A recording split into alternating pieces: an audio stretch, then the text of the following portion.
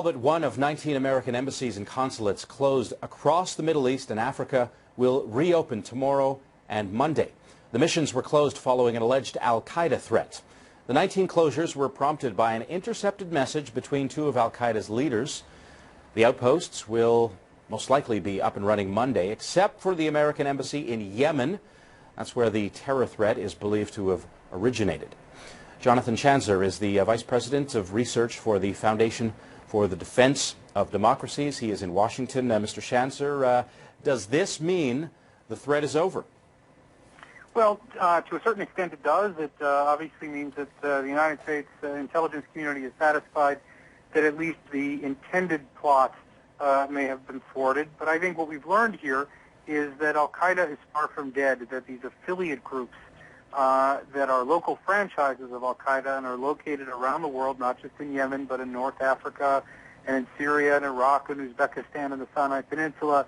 There were about 20 different individuals who were at least alleged to be part of this communication.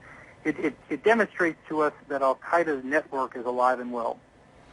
Not having eyes and ears at certain embassies, 19 embassies and consulates for a week, what does that do for the American effort to keep watch on things in the region?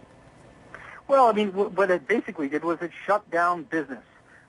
In other words, military relationships were cut short, intelligence sharing suffered, diplomacy suffered, business suffered, visa processing suffered, and so the United States basically just dropped off the radar for about a week, cowering from this threat. And I think, obviously on the one hand, you want to do everything that you can to preserve life and to make sure that the staff at these embassies are safe.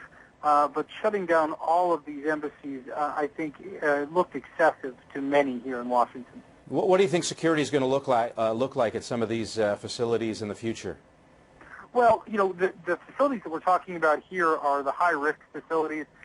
They have their own staff here in the United States. There are the lower risk and high-risk staff for both kinds.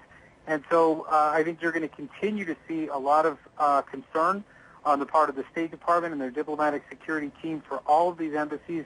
And many of them, I should just note right now, already look like fortresses. So there may be additional security, but there was really not much you could do to them. They were already surrounded by high walls, men with guns, cameras and the like. So I think we'll see more of the same. On the al-Qaeda front, disclosing that they intercepted communications between two high-ranking al-Qaeda officials, could that drive those communications, which I imagine they like to keep tabs of, could it drive those communications underground?